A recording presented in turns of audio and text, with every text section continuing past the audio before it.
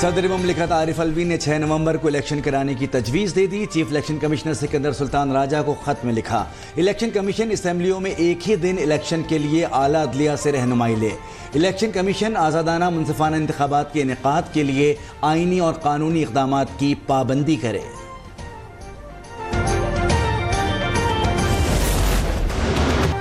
آئین کے مطابق عام انتخابات کی تاریخ کا اعلان الیکشن کمیشن کا اختیار ہے۔ وفاقی وزیر قانون و انصاف احمد عرفان نے واضح کر دیا، صوبائی وزراء قانون سے ملاقات میں قومی اور صوبائی انتخابات ایک ہی دن کرانے پر غور، شفاف الیکشن پر صلاح مشورے۔ ضلع الیکشن نئے سینسس پہ ہونا تھا اور سینسس کی ریکوائرمنٹ ہے کہ ڈی لیمیٹیشن ہو۔ ڈی لیمیٹیشن ہی 30 نومبر کو فائنل ہو گیا۔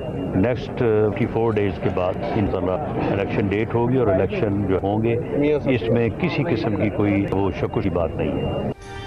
حلقہ بندیاں 30 نومبر کو مکمل ہو جائیں گی، اس کے بعد 54 روز بعد انتخابات ہوں گے۔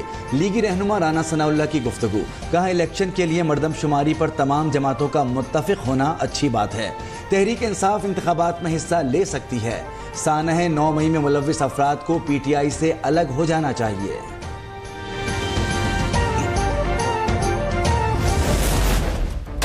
الیکشن کمیشن کو بھی نہیں پتا انتخابات ہوں گے، مگر ایک جماعت تاریخ دے رہی ہے، اسی لیے ہم لیول پلینگ فیلڈ کی بات کر رہے ہیں۔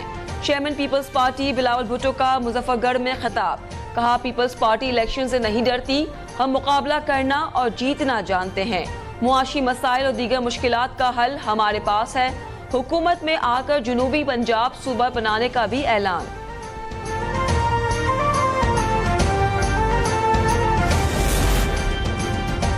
ملک کے سپریم آفس کی جانب سے ایک بار پھر عوام کو تقسیم کرنے کی کوشش کی گئی۔ صدر کا یہ عمل الیکشن کمیشن کے آئینی دائرہ اختیار میں مداخلت ہے۔ ترجمان استحکام پاکستان پارٹی فردوس عاشق آوان کا رد عمل، کہا کہ اوور ڈیٹڈ پریزیڈنٹ کی اوور ڈیٹڈ ایڈوانس ملکی بدنامی کا باعث ہے۔ لگتا ہے عارف الوی نے دباؤ میں خط لکھا، صدر کے خط پر کل پیپلز پارٹی کے سی ای سی اجلاس میں بات ہوگی۔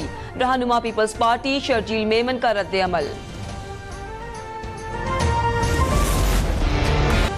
IMF نے پاور سیکٹر سے ڈو مور کا مطالبہ کر دیا، 5 شرائط پر تحریری معاہدے کی مانگ رکھ دی۔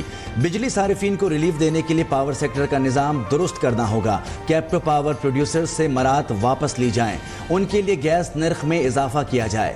جولائی سے طلاق کرنے کا مطالبہ، پاکستان نے مہلت مانگ لی۔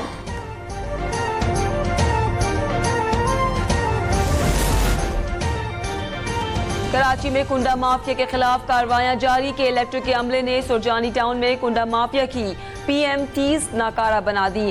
گزشتہ روز اب تک نیوز نے کنڈا نیٹ ورک کی نشاندہی کی تھی۔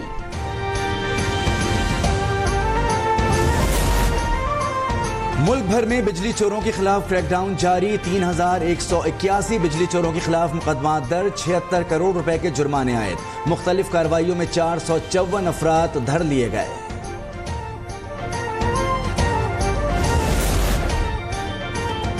عالمی مالیاتی ادارے کی ہدایت پر گیس بھی مہنگی ہو گئی، نگراں حکومت نے ٹیرف بڑھانے کا فیصلہ کر لیا۔ IMF نے رواں مالی سال کی پہلی سہ ماہی سے اطلاق کرنے کا مطالبہ کر دیا۔ حکومت سفارشات مرتب کر رہی ہے، ECC اجلاس میں پیش کی جائے گی۔ Army chief general Asim Munir کی ترکیہ کے صدر طیب اردوان سے ملاقات، دونوں برادر ممالک کے مابین فوجی اور دفاعی تعاون کو بڑھانے پر اتفاق۔ آرمی چیف نے خطے میں امن اور استحکام برقرار رکھنے کے لیے ترک فوج کی کوششوں کو سراہا، آپریشنل تیاریوں کے معیار کی تعریف کی۔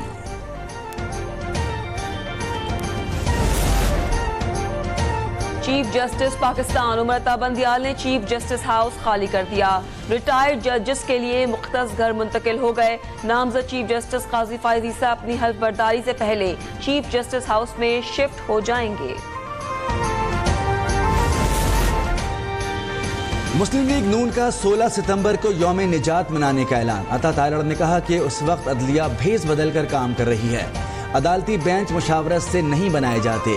چیف جسٹس نے اپنی ساس کا کیس سن کر قانون کی خلاف ورزی کی، تحقیقات کے بجائے آڈیو مبینہ قرار دے کر کیس ختم کر دیا۔ اور پاکستان میں آسٹریلین ہائی کمشنر نیل ہاکنس کی لیگی نائب صدر مریم نواز سے ملاقات، باہمی دلچسپی کے امور پر تبادلہ خیال۔ مریم نواز نے کہا دونوں ممالک کے درمیان مثبت، تعمیری اور قریبی دوستانہ تعلقات خوشائند ہیں۔ تجارت، سرمایہ کاری اور تعلیم سمیت مختلف شعبوں میں تعلقات کو مزید فروغ دیں گے۔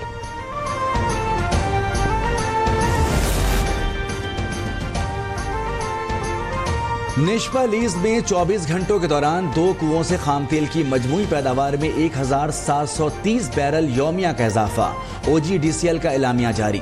کنواں نمبر 10 کی پیداوار بڑھ کر 1340 بیرل یومیہ ہو گئی۔ کنواں نمبر 10 سے 34 لاکھ مکعب فیٹ گیس کی پیداوار بھی حاصل۔ انٹر بینک میں ڈالر کی قدر میں 1 روپے 7 پیسے کی کمی، ڈالر 298 روپے 82 پیسے پر بند۔ اوپن مارکیٹ میں ایکسچینج کمپنیز اور فوریکس ایسوسی ایشن کے ریٹ میں 2 روپے کا فرق۔ ایکسچینج کمپنیز کے مطابق اوپن مارکیٹ میں ڈالر 1 روپے اضافے سے 301 روپے پر پہنچ گیا۔ فوریکس ایسوسی ایشن نے ڈالر کی قیمت میں 1 روپے کی کمی کا ریٹ جاری کر دیا۔ فوریکس کے مطابق ڈالر 299 روپے پر بند ہوا۔ اسٹاک ایکسچینج میں 82 پوائنٹس کا اضافہ، مارکیٹ 45,590 پر بند۔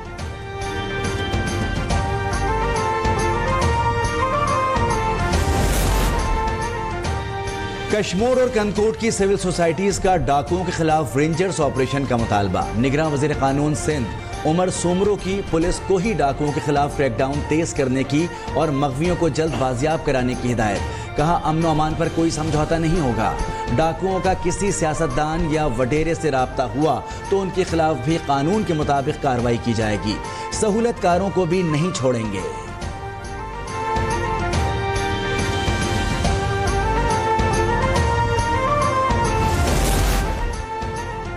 لاہور کو منشیات کی لعنت سے پاک کرنے کا مشن، وحدت کالونی میں پولیس کی کارروائی، منشیات فروش میاں بیوی سمیت 5 ملزمان گرفتار، تعلیمی اداروں اور ہاسٹلز میں بھی انٹیلیجنس بیسڈ آپریشن، منشیات فروش نعیم وقاص اور اصغر گرفتار، 10 کلو سے زائد چرس برآمد۔ ملک بھر میں ڈینگی کے وار جاری، پنجاب میں مزید 130 افراد میں وائرس کی تصدیق ہو گئی، لاہور میں 63 اور راولپنڈی میں 31 کیس رپورٹ۔ سندھ میں ڈینگی کے 15 نئے مریض سامنے آ گئے، رواں ماہ صوبے میں ڈینگی کے 153 کیسز رپورٹ ہو چکے ہیں۔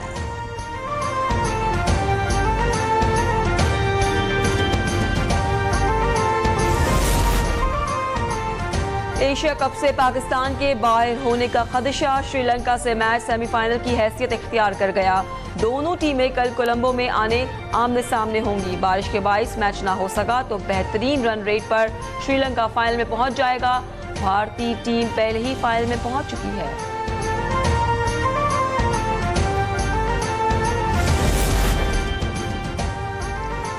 پاکستان کا pace attack disturb, fast bowler Naseem Shah Asia cup سے باہر ہو گئے، فاسٹ بولر بھارت کے خلاف میچ میں کندھے کی انجری کا شکار ہوئے تھے، زمان خان نے متبادل کے طور پر ٹیم کو جوائن کر لیا، ٹیم مینجمنٹ کے مطابق حارث رؤوف کی انجری میں بہتری آ رہی ہے۔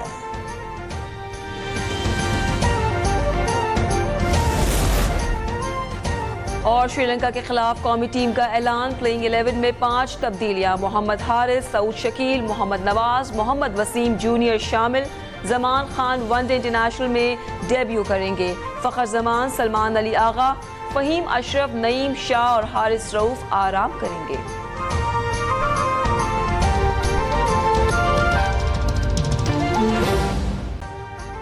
ابھی سبسکرائب کریں تاکہ کوئی خبر رہ نہ جائے۔